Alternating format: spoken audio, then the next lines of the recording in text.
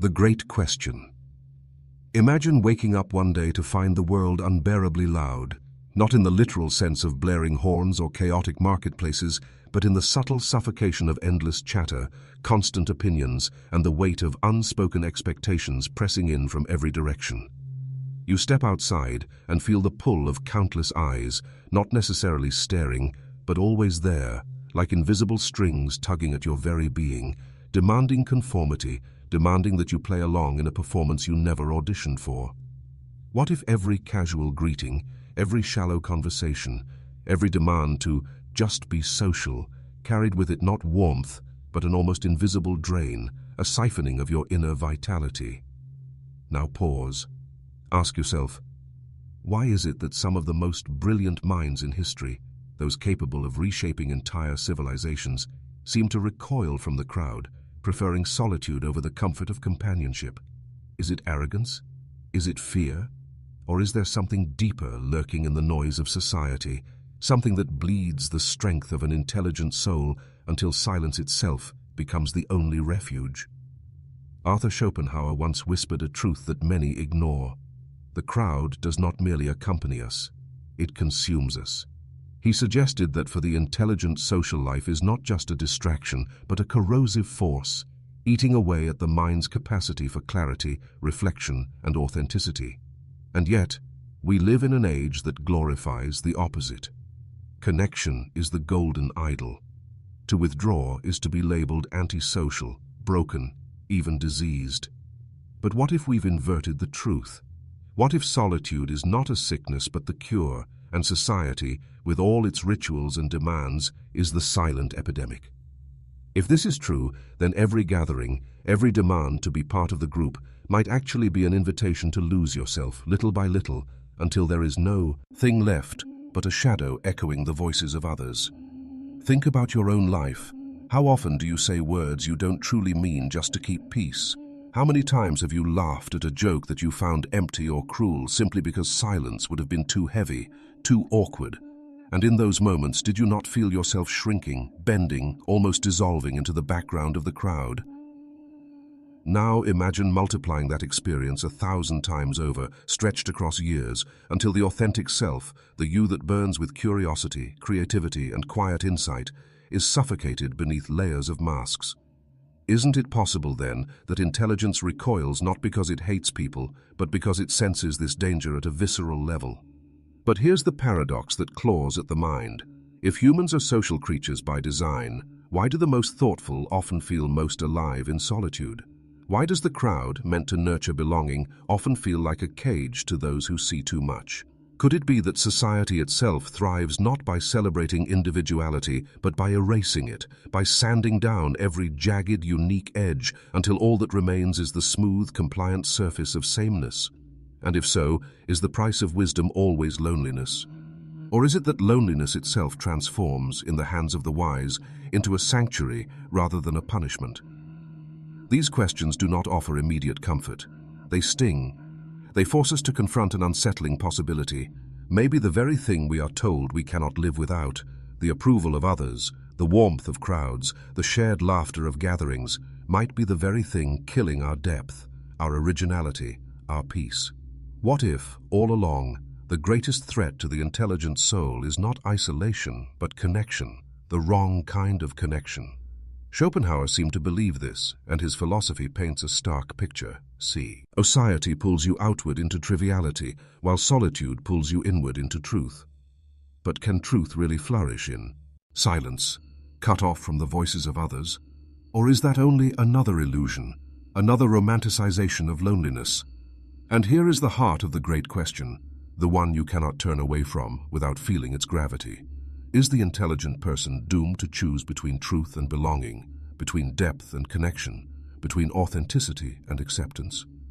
As you wrestle with this, a shadow begins to form. The possibility that what you thought was harmless small talk, harmless gatherings, harmless social obligations may actually conceal a hidden cost, a cost so great that only the few brave enough to withdraw ever glimpse its full weight. And it is this hidden cost, buried deep beneath the fabric of our social existence, that we must now uncover. Because until you see it, You may never understand why the intelligent withdraw, why they walk alone, and why solitude, though heavy, may be the only path to freedom. The hidden problem. Its psychological, philosophical roots. If the first sting of the paradox unsettles us, the realization that society may drain rather than nourish the intelligent, then the next question demands an even deeper excavation. Why? Why does the crowd, which promises warmth and connection, so often hollow out the very individuals who seek meaning and clarity? To answer this, we must venture into the unseen psychological machinery of human nature and the philosophical shadows cast by some of history's most piercing minds. Imagine for a moment the architecture of a human psyche. At its foundation lies a primal urge to belong, a survival instinct rooted in our earliest ancestors who could not endure the wilderness alone. To be ostracized was to die. To be accepted was to live. The echoes of this evolutionary necessity still rattle in us, compelling us to conform, to smile when we do not wish to agree when silence would be truer, yet layered upon. This primal core in some individuals is another force, an insatiable drive toward truth, clarity, and authenticity. This force is rarer, heavier, and it often collides violently with the instinct to belong. Schopenhauer argued that those of higher intelligence feel this collision most acutely because their minds cannot easily sink into the comforting illusions that sustain the masses. To them, every false laugh is not just an annoyance, but a betrayal of the self. Every superficial conversation is not just boring, but corrosive. Carl Jung, in his exploration of individuation, pointed toward this same tension. The soul's journey is not toward blending into the collective, but toward differentiating from it. Yet, here lies the hidden problem. Society does not reward differentiation. It resists it. Like a living organism, the collective body seeks to reject what is foreign, what is too sharp, too disruptive. The individual who insists on truth becomes, in effect, an antibody to the social organism, and the organism responds by pressuring that individual to either conform or be expelled. This is why intelligent people feel drained. They are constantly bending themselves against the invisible weight of a structure designed not for truth, but for cohesion. And cohesion often demands illusion. Nietzsche saw it clearly when he wrote of herd morality. The crowd does not ask whether something is true, only whether it preserves stability. The intelligent person, however, is cursed with sight that pierces through the stability to the emptiness beneath. Picture yourself in a gathering where people laugh at a shallow joke. Most find relief in the laughter. It signals belonging, safety.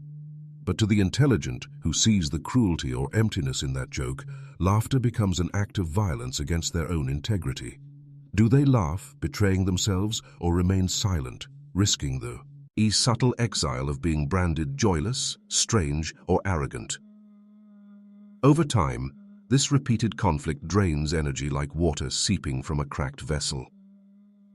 From the perspective of psychology, the problem can be traced in cognitive dissonance. The intelligent suffer when their internal truth and external actions do not align. Ordinary minds may suppress this tension or distract themselves with noise, but the more reflective cannot escape it.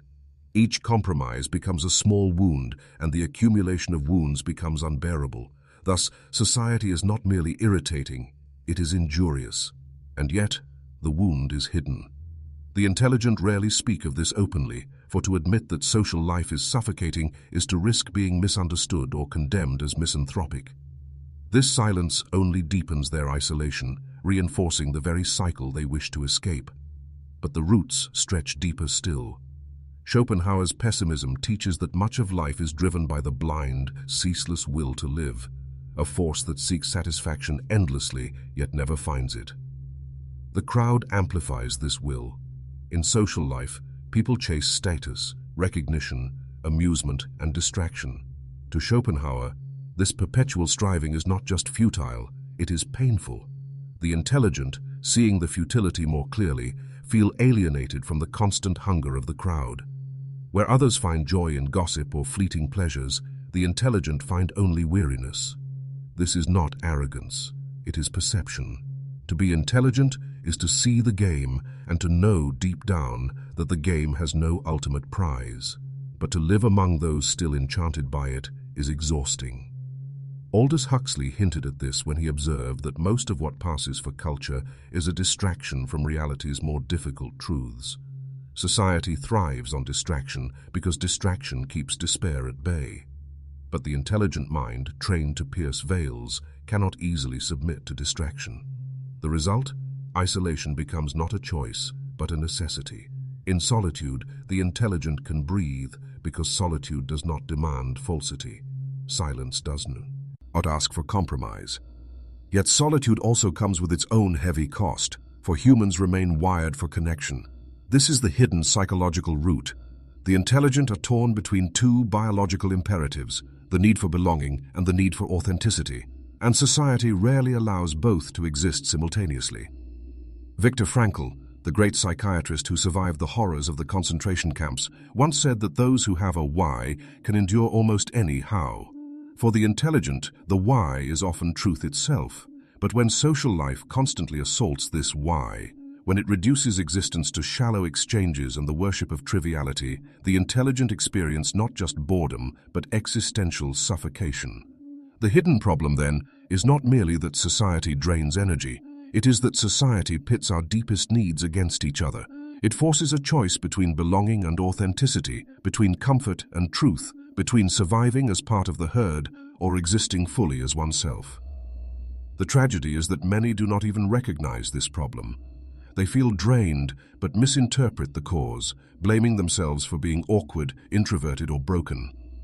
In reality, they are experiencing the natural cost of clarity. To see too much is to suffer too much in crowds.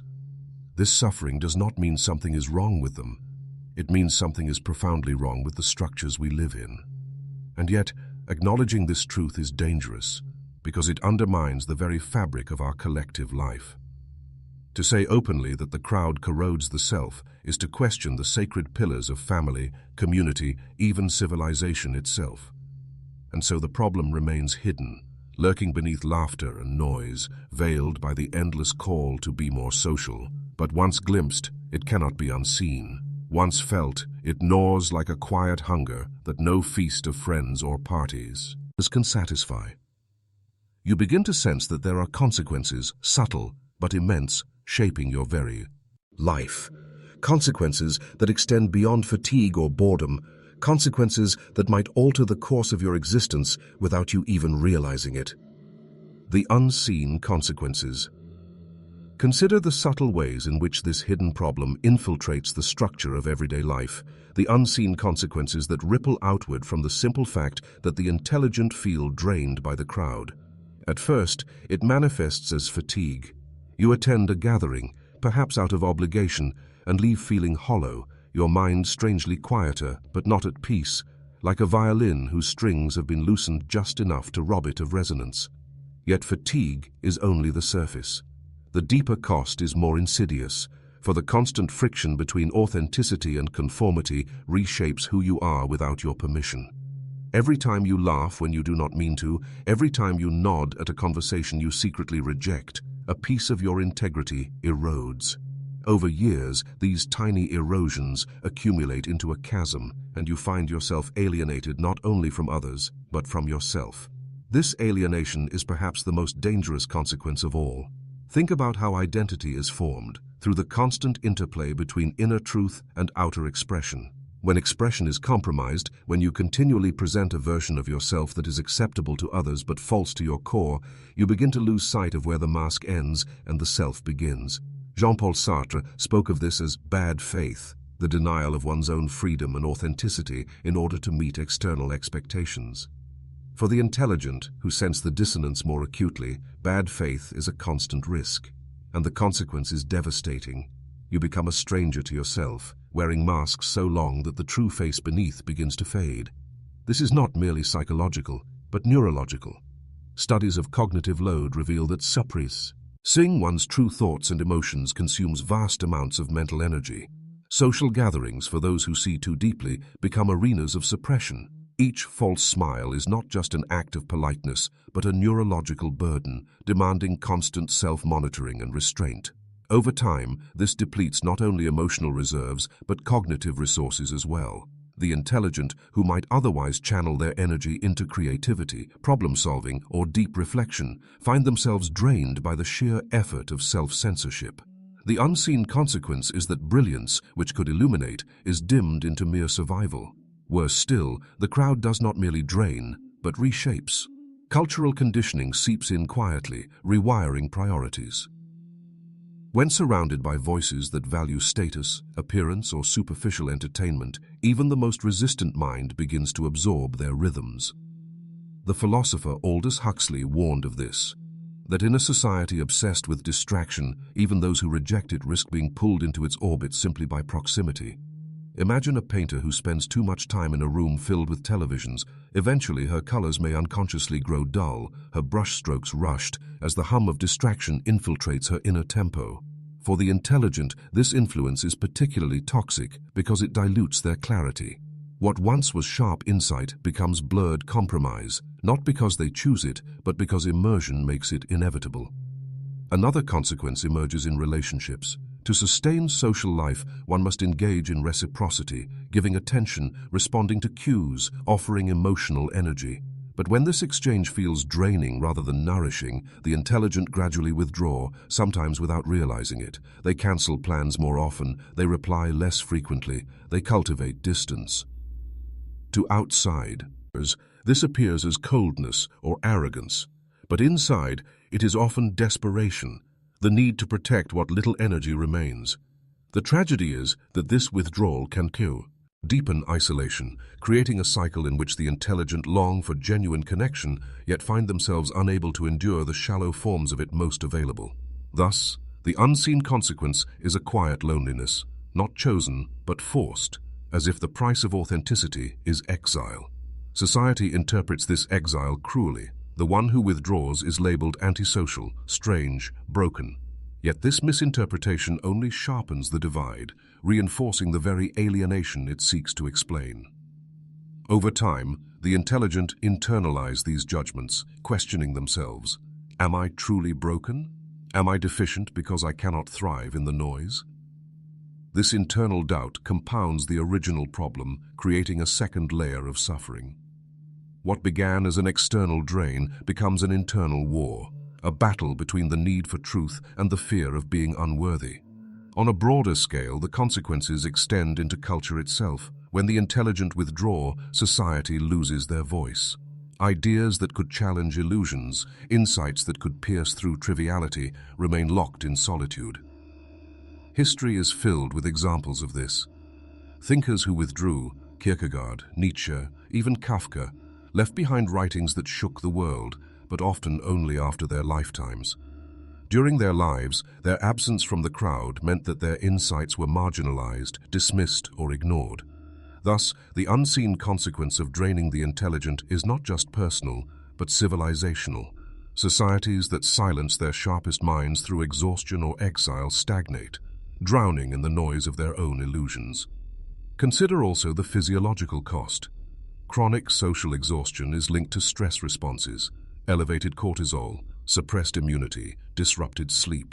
For the intelligent who feel this drain more intensely, the body itself pays the price. What begins as existential weariness can manifest in illness, as if the body rebels against the constant self-betrayal demanded by conformity. Thus, the unseen consequence is not just philosophical alienation, but physical decline. To live against one's truth is to live against one's health, and yet perhaps the most haunting consequence is spiritual.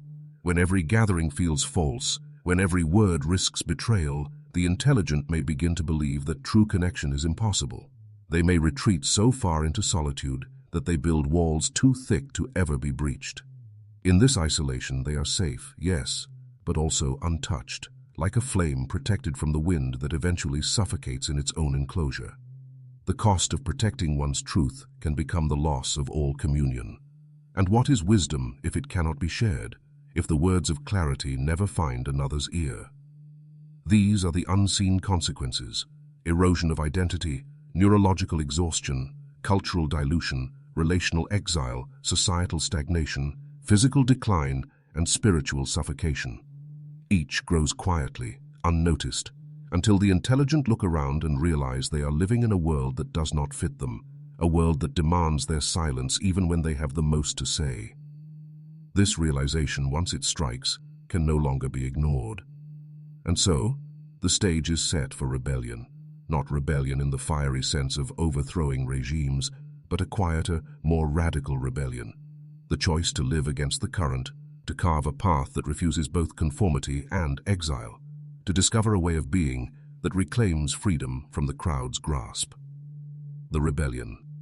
How to break free. Imagine, then, standing at the edge of this recognition. You have seen the fatigue, the erosion, the hidden costs of existing within the crowd.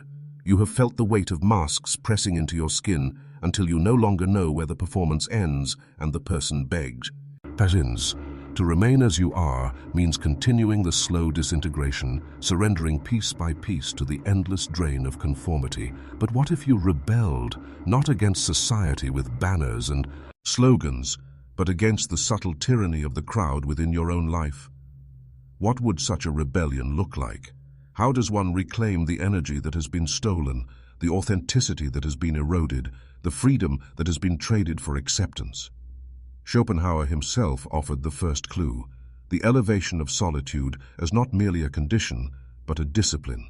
To him, solitude was not an escape from life, but a higher form of life itself, where the mind could operate without interference, free from the pettiness of trivial demands. But rebellion here is not as simple as running away. To withdraw without intention is merely retreat. To withdraw with clarity is resistance. The difference lies in the refusal to view solitude as deprivation. In rebellion, solitude becomes a chosen sanctuary, a place where energy is not drained but replenished, where silence is not absence but presence. The first act of rebellion, therefore, is the redefinition of solitude, to see it not as loneliness but as liberation. Carl Jung's concept of individuation amplifies this truth. To individuate is to become what you truly are, to resist dissolving into the collective. This is not achieved by rejecting society outright, but by rooting oneself so firmly in authenticity that no crowd can erode it. Jung warned, however, that this path is perilous, for it demands confronting the shadow, the repressed, uncomfortable parts of ourselves we would rather ignore. For the intelligent, rebellion means not only stepping away from the falsity of others, but also facing the falsity within, the internalized masks we have worn so long that they feel permanent. To break free, then, is to strip away illusions ruthlessly, to let the self emerge even if it unsettles others. Consider Nietzsche's call to become who you are, his insistence that greatness lies in self-creation. To rebel is to resist the gravitatit, onal pull of herd morality, to stop asking what others approve of and to start asking what sets your own soul on fire. But this is not without risk. Nietzsche warned of the loneliness of the overman, the one who dares to live by his own values. Yet he also saw this loneliness as strength, the crucible from which authentic life emerges.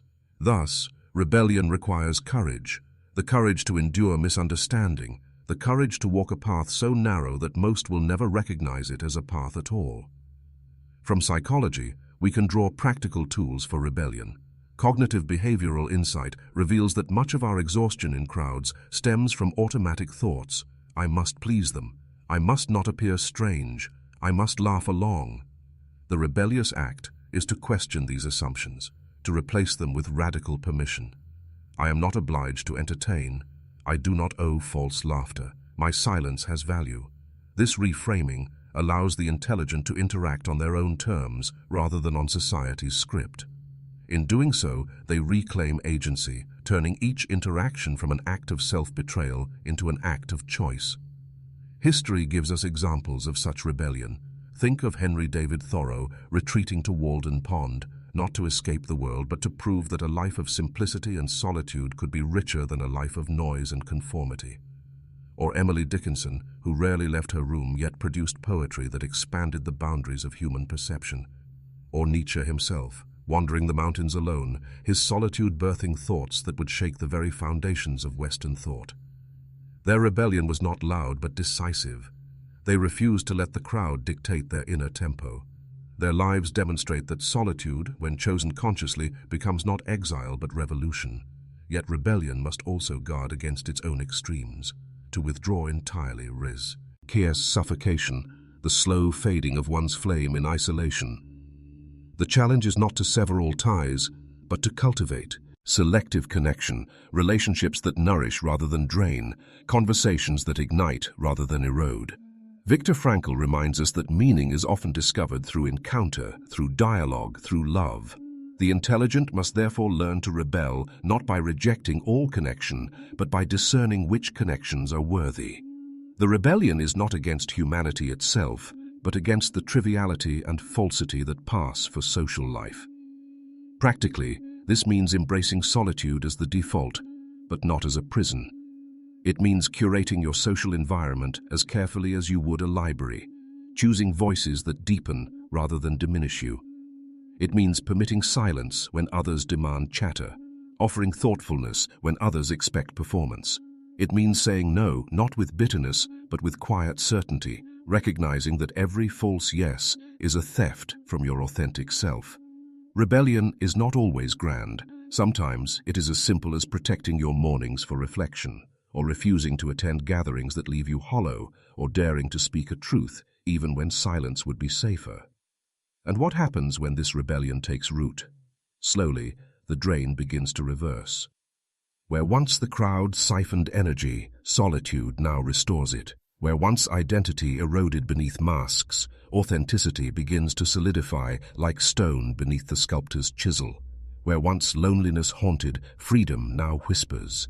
The intelligent who rebels learns that belonging, in its deepest sense, does not require the approval of the many, but the alignment of the self. To belong to oneself is the highest form of belonging.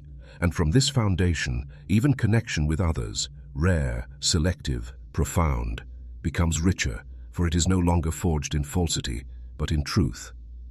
The rebellion, then, is not merely withdrawal, it is reclamation.